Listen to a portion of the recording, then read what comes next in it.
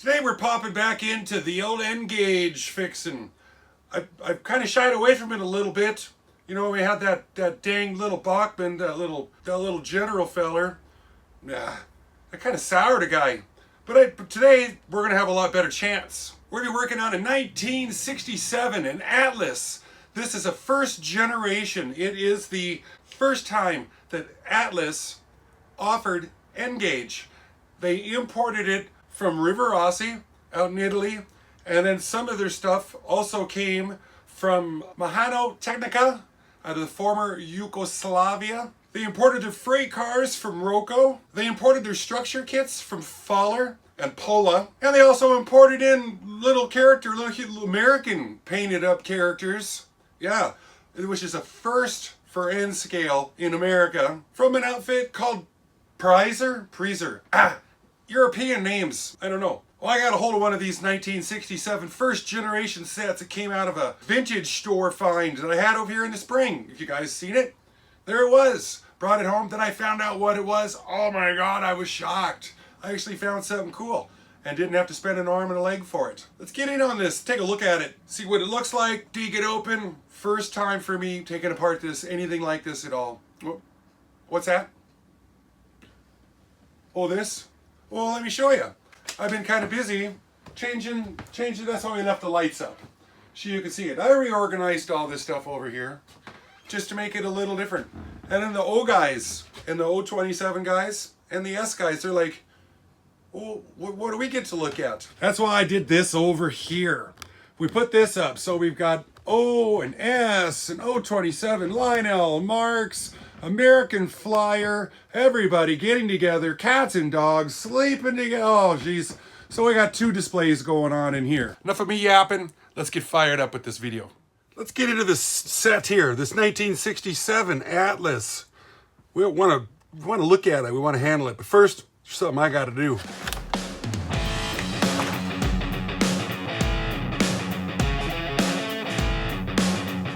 You know, I'm a mechanic.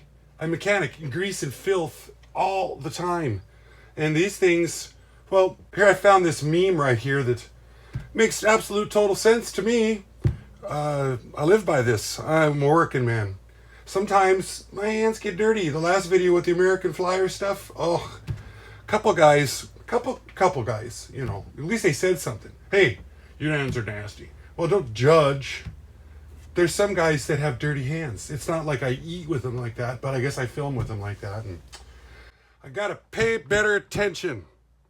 So thanks for pointing it out. I try, guys. I try. First generation, 1967 Atlas N-gauge. This would be the display box that it came in. It would have had an outer shipping box that I found would look a lot like this. And then when you take the lid off, it would look like this inside there. So I'm missing all the cardboardy parts to this, unfortunately. But we do have all the cars, and they got the numbers on them. This is the silliest thing that I've ever seen. It's a Fairbanks Morris. It's what they call a CPA-20-5 sea liner. So you know, it looks like a normal sea liner up over here, but under here you notice it's got two up in the front, and then it's got three trucks in the back. Yeah, this was a real locomotive. Although Santa Fe never owned any of these. You know, they didn't care. Uh-oh. It's my neighbor's race car firing up. Yeah! It's running low tens consistently. Beautiful. It's filthy. Absolutely filthy, though. We need to get in there. We're going to clean this up. Clean up this body. This looks like, I don't know. God, I hope that comes off, because that's clean up this insert. This is, you know, numbers matching. This is the correct number for it right there. The old Santa Fe, Atchison, Topeka, Santa Fe stock car, cattle car. I'm glad they've all got the couplers on them. That makes it, yeah, sure. Cleaning up. Boxes need cleaned up. Cattle car. Illinois Central. Yep. 40-foot double door machinery car. Fantastic. Everything's in place on it.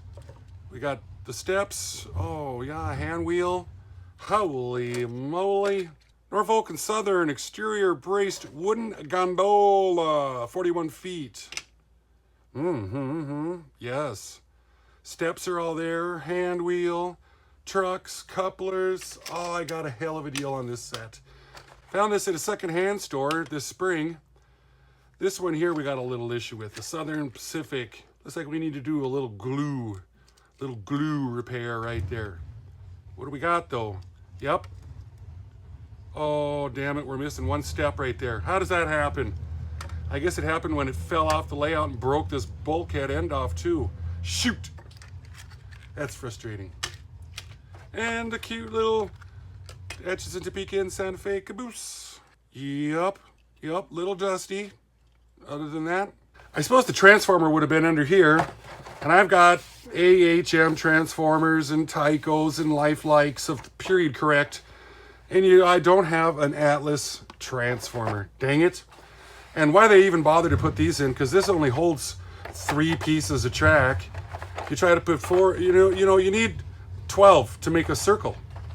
It must, I guess the set would have had them stashed underneath or something in the box. This was like just the display version of it. This needs a blow this dust out. Yes. I don't know if I'm gonna be able to continue to film. I think I'm gonna have to go this route. I might even have to go this route. Oh yeah, tiny stuff. Looks like this body's gonna come off just by spreading it open a little bit like that. Oh yeah. Atlas made in Italy. This is one of the Rivarossi ones right here. It says so right here. Atlas made in Italy. Oh no. It is missing 2 traction tires right there. Maybe I should put my bigger papers on. That is unfortunate. A lot of hair on it. A lot of fuzz. Get out the little tool set here. Just start opening her up, I guess. Yeah, 1 screw there, 1 screw here. I'm assuming that these are going to be holding on the axles on this rear truck, which does nothing but pick up. You out. Oh, look at that. They got split halves in it. I'll be danged. I did not expect that.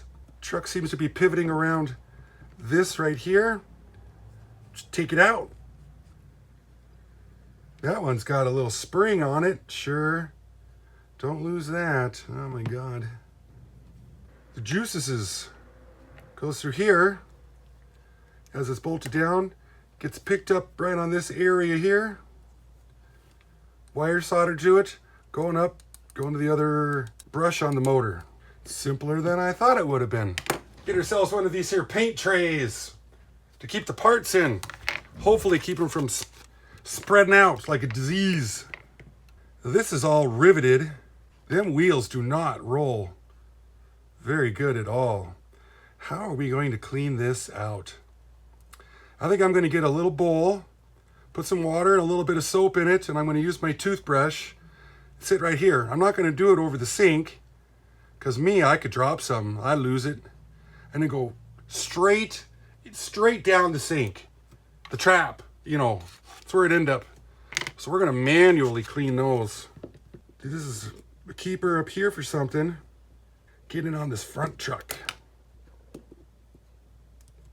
Oh, that's connected into this part. Oily? What are we going to get? What's going on here? I've never done this before. Pull this back. It's acting as a lock for that little fella right there. Little tiny idler gear. Oh, it's stuck on there. One of the traction wheels. Oh, there's our worm gear right there. Tip this back. Oh, look at that. Truck frame comes off. Yep. Here's the contact for the little teeny tiny light bulb right up in there. I'm willing to bet we take these 2 screws out here and here. We're gonna have that motor in our little hand. Oh. Wow. Man, this is simple. Simple, simple, simple. This guy's gonna come out. And then, yep, it's contact, this piece, this right here. I thought maybe if I push it aside, oh, look at that. Yeah. So there we've got this whole frame. Just almost completely stripped out. A little filthy. We're gonna clean it up. Soap, water. This thing, clean her up. Soap and some water. Block. These guys, same thing. This frame does not look like it comes apart farther than this. Not that I want to. Get these wheels cleaned up. Man, they look like they're nickel silver. Who would have knew? Who knew? And I took the whole thing apart with a standard screwdriver. And these just because I clipped off all my fingernails and I can't grab anything anymore. Let's do a little cleaning on them. My favorite part, you know, it's the most transitional. It makes it look like, bah, and then it's like, yeah.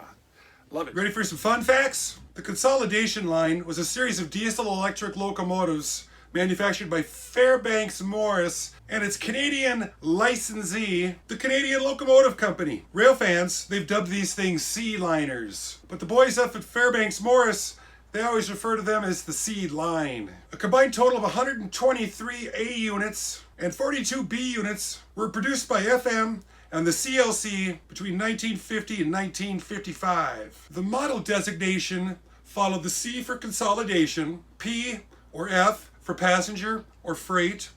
The next two numbers designated the horsepower of the engine, and then the last number designated how many axles the locomotive had on it. So a CPA-20-5 meant that it was a consolidation passenger A unit, 2,000 horsepower, 5 axles. The 4-axle units used the B wheel arrangement, while the 5-axle units used the B A1A wheel arrangement, meaning that the rear truck, it was a driven, an idler, and then another driven.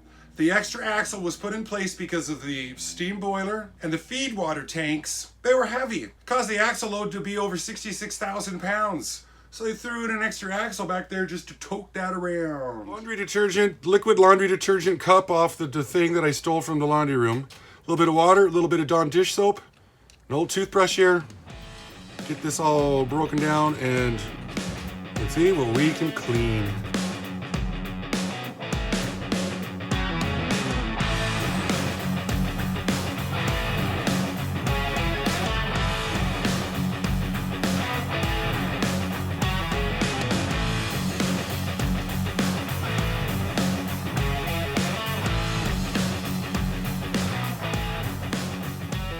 Here's what the body came out, just washing it. A little soap and water. It's not bad, but I want a little more shine to it. So once again, I'm gonna wax it. Give it just a little bit, just a little protection. It's been a long time. Wash out this blue insert. It cleaned right up, real nice, letting her dry. And some clown town, they put tape on these. And it leaves a residue. And I've heard that you can use this to take off tape residue. So I'm going to try that. And I'm going to let you know if it worked or not. I believe it's got so what do we got going on here now? Soak in. Is it weird to want to restore the boxes? Am I the only one? I don't have any thumbnails to scrub on that now. Dang it. I really messed up here trying to look pretty for hand model niceness. Gosh.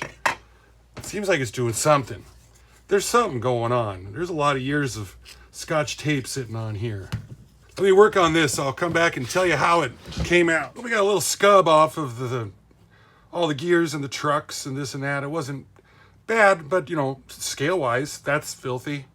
Ugh. Everything came out a lot cleaner, a lot better. We got our little tiny motor here, and we're not gonna be getting into this thing at all. There ain't no way.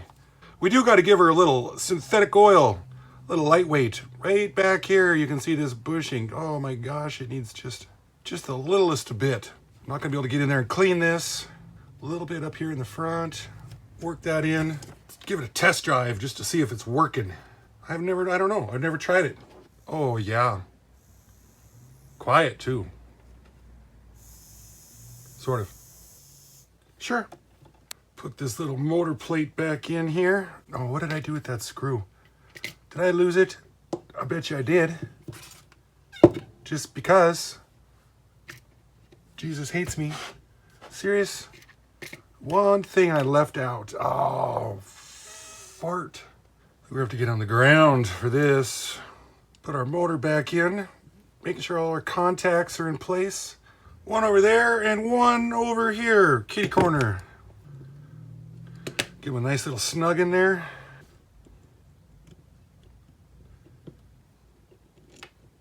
It's traction tires. They were on this side. I worked real hard to remember. Yes, I did. I want to give these guys a little taste of the super lube. Synthetic grease, gotten just the littlest of taste. That'll make its way around in there. Try to give where these axles are riding just a little something something. In this idler gear, shaft, that's probably too much. Getting this guy in there so all the gears, they're sticking out. This little slide lock came in under there. A couple of these little buggers. Oh, this is making my eyes fall out. I think this is the screw I was missing earlier. Please let it be. Sure feels good right there. It's amazing how simple, absolutely simple this thing is. This screw, uh-oh.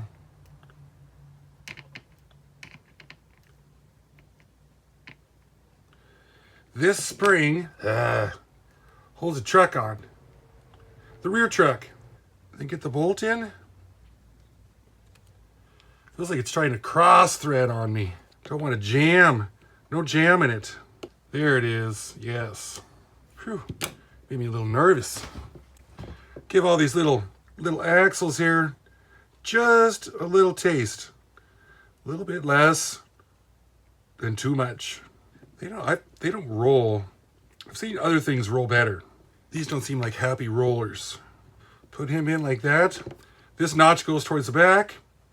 There's really only one way to get it in. Two more little tiny screws. Urgh. I think I cough up bigger things than these in the morning. Shh. Whose idea was this?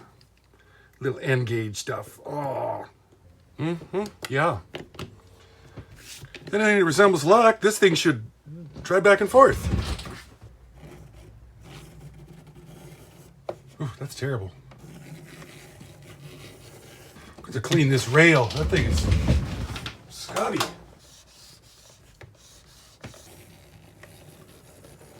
These wheels, we need to get them wheels cleaned. I thought maybe they'd perform a little better. I'm not even sure if this little monkey will get in here and work. I think maybe it will. We cleaned the track. So now I got to do this and spin it around a little bit and clean them some more. The backs will be easy enough to do. But, oh, maybe not. Oh, gosh. I mineral spirited them.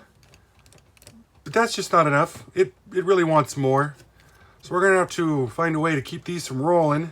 Now that they roll so easy. And give them the scrub. And then turn it and give it some scrub. And turn it and give it some scrub. Because it's just got really, really erratic performance. Let me knock this out. And we'll give her a test drive again. Well, this thing runs very poorly. Because it doesn't have any traction tires on it. The motor's running. But it's just an ick. I've got this surgical tubing here. I'm looking up on the eBay. And leave it to me to never buy parts that I need before I need them. So I got to make them. And I'm going to see if I can make some traction tires. All I got to do is cut it this width right here. And hopefully it's kind of the same diameter. This is pretty thin stuff right here. Give her the old snip. Put it on the wheel. And we're going to just give her everything we got. Yeah? If that's too wide, I'll just make it smaller. We gotta have something on there. It's just annoying me now.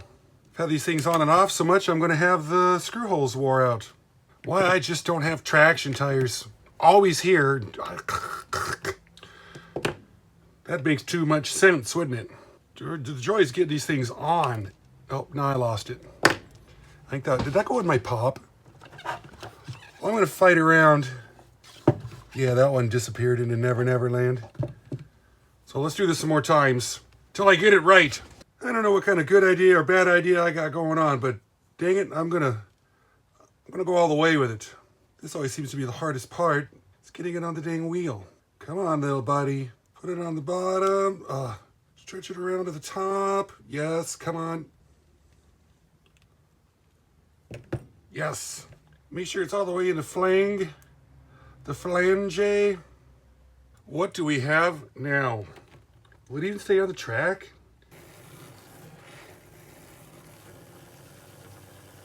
Well, it sure doesn't offer much traction. Well, that we had her rolling back and forth on the track a little bit, let's put her on the big track. Oh, yeah, that's not that easy. It's easier getting it off. Oh, yeah. Oh, my. Okay. Oh, my hands are dirty again. Holy moly. Fun fact number 2. Accounts of mechanical unreliability and poor technical support soon begin to emerge over there at the Fairbanks Morris on their stuff. The Westinghouse generators in the 2,400 horsepower range, they had a little problem of flashing over whenever there was wheel slip at high speeds. You know, like if it's raining out and they're pulling a little grade and the wheels slip and and the opposed piston prime mover engines. Oh, yeah, like a boxer, but in reverse. They in the center instead of out at the ends. They initially suffered from poor piston lifespan and provided really difficult to maintain. Fairbanks Morris exited the locomotive market in 1963, and the locomotive market was, you know, back then at that time, pretty much being dominated by the electromotive division, Alco, and GE was coming up. I don't think in 63 GE was, you know, they were making their own locos back then. Who gave me this information? Unbelievable. Let's get back to the video.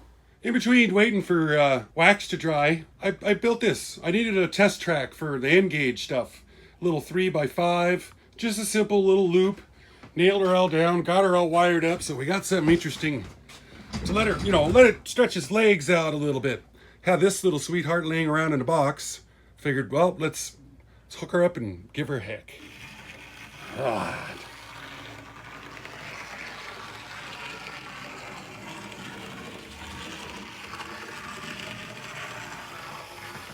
Yeah. Then you shut it off, and then you try to get it to go off.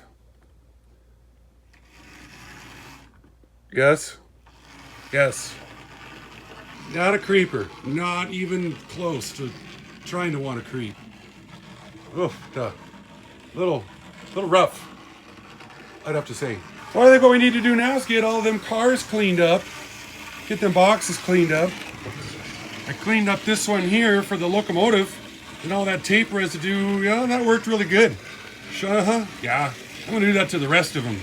Make this set look really, really pretty. Dang it. I was going to move this one, and I had my hands full of stuff, and it fell, and it opens right up. The pieces flew. Oh my goodness. I gotta put this back together. Oh, anger. Yes, okay. Yeah, yes, if that, all right. I seem to have all the wheels on. Bonus. Yeah.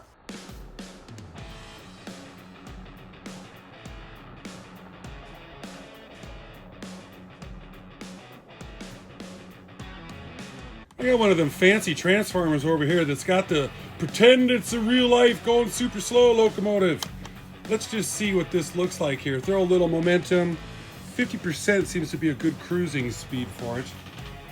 And let's see if it even starts. Honest, you always gotta kind of give it just sometimes a little nudgy nudge. Oh, and then I gotta go in the wrong direction. Dang it. I gotta do this all over again. Well, throttle to 0. And you see it's gonna slowly slow down. Transformer up to 50%. Focus. That's always fun. The momentum just slowly brings the voltage in, so it, you know, looks better. There's even a brake on this thing, right? Right there. As if I slam on the binders. Oh hey, not bad. And the momentum's gonna bring her back up to speed. Then it derails. It likes to do that, I've noticed.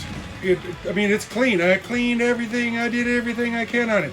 And it'll start and stop perfectly, and then 1 out of 10 times it just won't go. Do I want to be mad at it because it's a 1967 and it's running? No, I'm not going to be mad at it. Maybe it needs to be wore in more. I don't know. So I built this little track here to give her heck on it. Boxes all came out real nice. I'm going to store this away and show you that.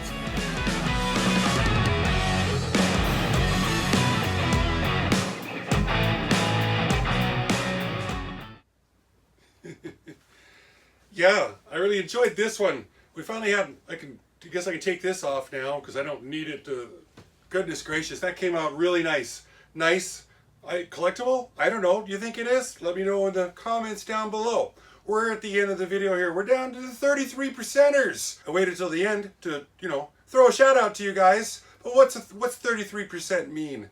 Well, let me show you these little graphs that the YouTube gives us here. Now when a video starts out, it starts out at 100%. And then you can see within the first 30 seconds, it takes a significant drop. It's down there to, well, 66%. So we lost a third of the audience in the first 30 seconds. And I attribute that to the fact that it auto plays, you know, when you scroll around it or something, and people are sitting there like, I don't know, and then they go on. And then the next one that comes up here, let me show you. Looks like about 1:56 in is where the major drop off goes. And then it's sitting there at around 50%.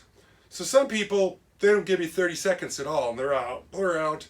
So they're never going to be a viewer. Some other people go, I've seen this guy before, and then they say, this guy talks too much. I can't. No, I need to be spoon-fed all the information as fast as possible so I can get out of here and get on to watching some cat videos. But you know, after almost 2 minutes, people settle in. They're comfortable. They're like, all right, let's see what this guy's got to say. If we lose a couple down the road, you know, they gotta take out the garbage, gotta mow the lawn.